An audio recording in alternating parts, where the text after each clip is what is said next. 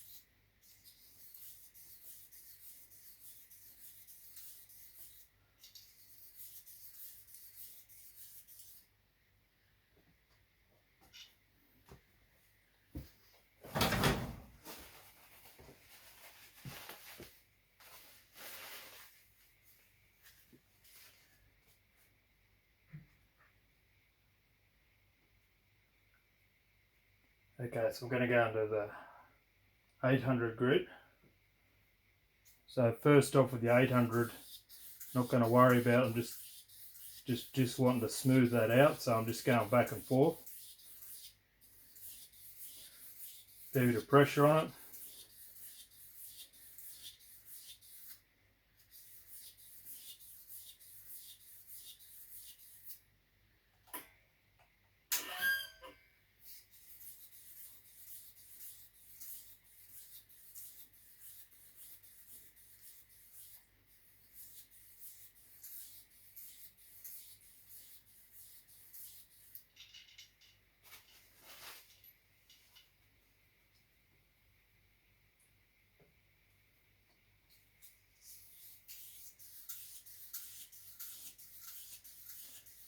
So just to recap, we started rubbing it with the 180 grit to get them lines out of it. Then we went to 320, 400, 600. Now we're at 800.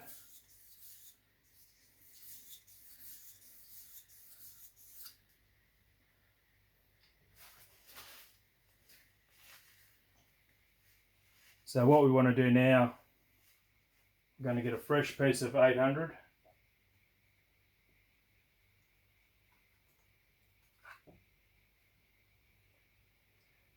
And I'm just going to go one way.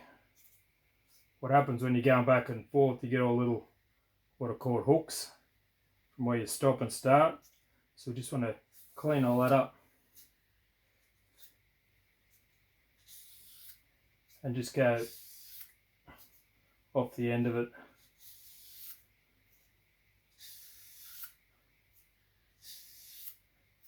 Make sure you use a fresh piece. So what we're aiming to do is cut them lines into it. And if you get a bit of oil on the back of the paper on your fingers, just give it a dry off so you can get a good grip on it.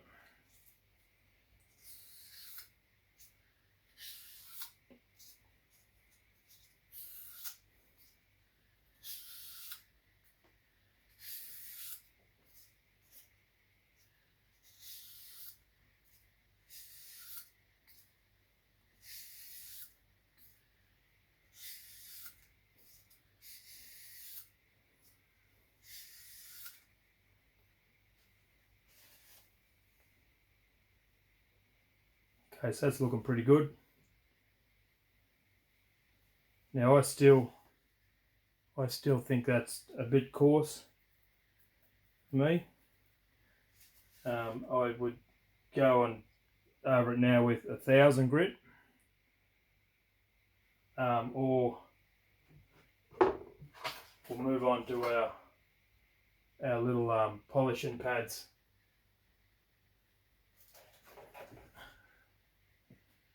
These fellas here would have seen in some of my other videos if you've watched them. All that is a bit of nylon with a pottery or ceramic polishing pad that's got embedded in it 3000 grit diamond particles, and that seems to be close to the 1000 grit wet and dry, and we, as we've seen in the other videos, we'll put some lube on that and we'll work that from the handle and off the tip.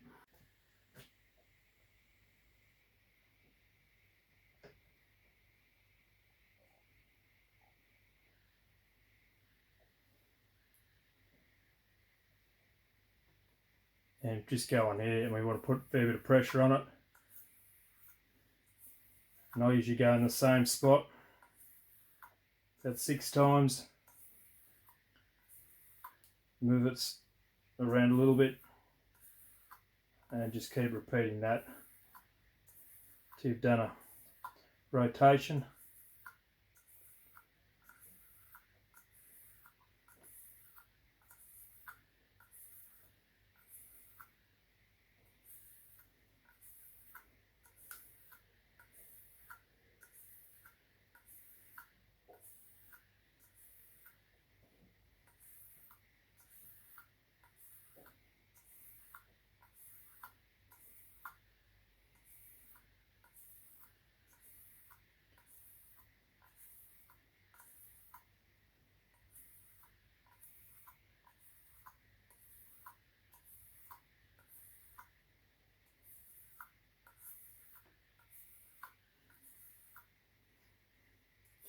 Now, if you haven't worked your way up through the grits like I just have,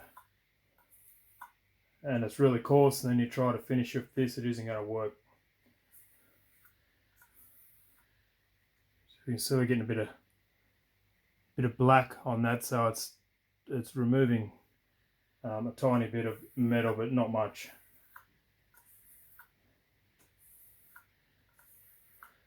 And the steels I sell, I supply some 800 grit paper in one of these pads, and that's just to give them a hit with this pad to keep them running, and after a while you need to go back and give them a hit with the 800 grit and then back over it with this pad. So I'm just going a bit lighter now, just moving around it.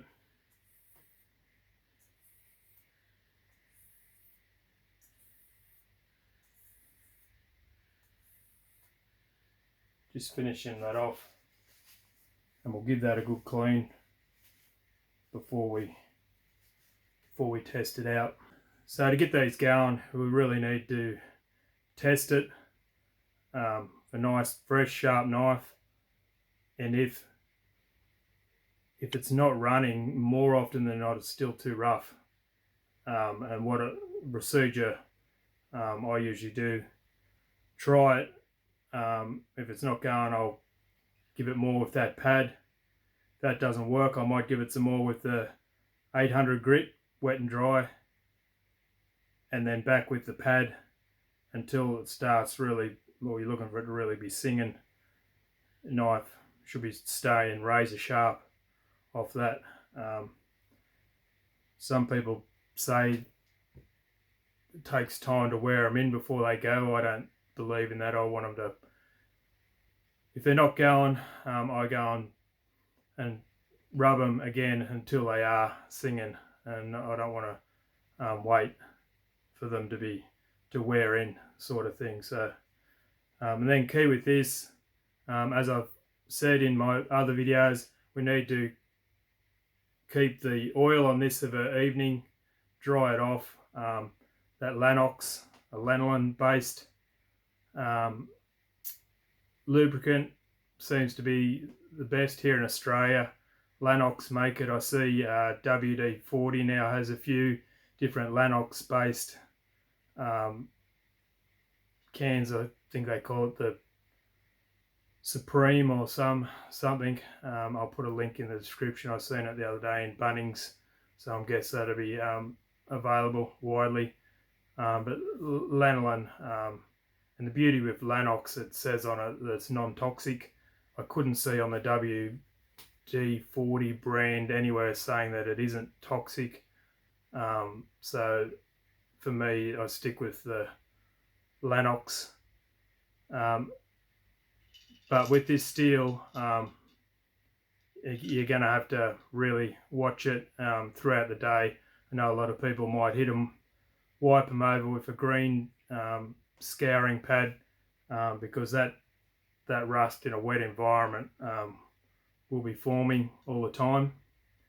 A bit of fat wiped on the steel also can help them throughout the day, stop that rust forming, and then bit of a scouring pad and put that Lanox on it and dry them off.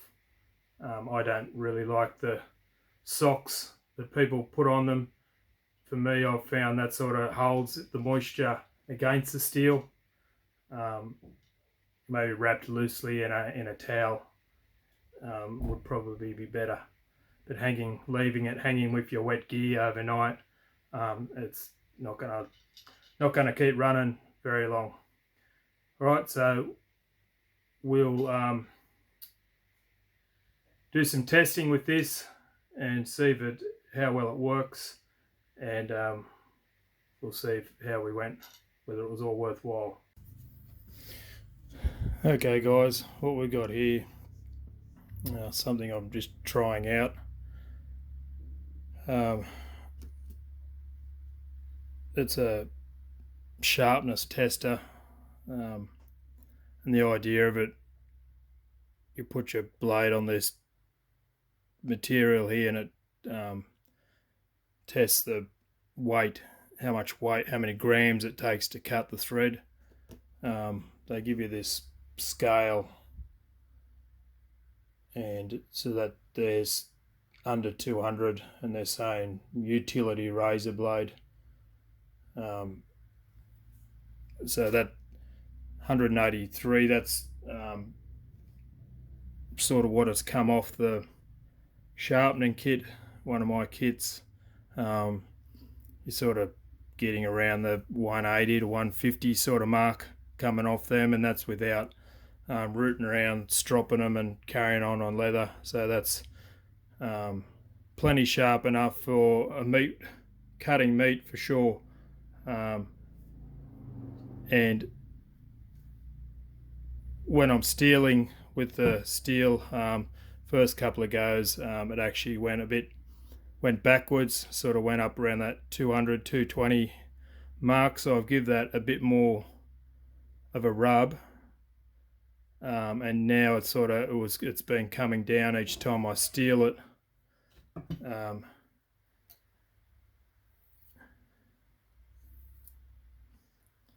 And the idea, I bought this tester because I wanted to, I was hoping it'd be a way that I could test the steels before I send them out without having to go into work and try them. Yeah, still in trial stages, but the idea of it, you sit it on there,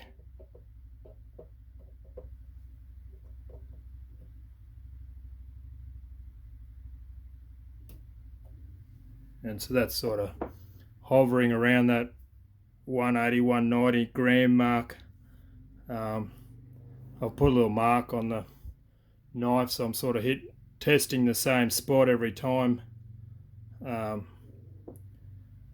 So it's showing that the steel is holding that level of sharpness. So I'll take that into work tomorrow and I'll give it to one of the boys on the chain and get him to test that, and then we'll see how it goes in use. And with these things online, you'll see blokes hitting sort of that 100 or under sub 100 grams, but they're sort of mucking around, stropping them and carrying on. And from my experience, is sort of that level of getting it to that sort of sub 100, it sort of quickly it comes off and sort of hovers around. If you can get them hovering around that 150 gram mark for the day, you're doing pretty well. That's sort of, I think, until I test this thing further, I think that's sort of where we want to be. Righto, so we're going to talk about magnetizing your steel. I generally don't bother magnetizing steels that I make. I don't think it makes that much difference, but I know a lot of people believe that it does help. So here's how to re-magnetize your steel. It's pretty simple. So if you feel that you want it magnetized, it's a piece of piss. So this is how you do it. So I've got this. So this old steel here, there's a box of washers here. You can see that it won't pick any of them up because the magnetism's gone out of it. So all you need is a piece of electrical wire. Leave the plastic sheathing on it. You don't need to strip that off, and just strip both ends. So we've got bare wire at the ends, and then just wrap that all the way around up the shaft.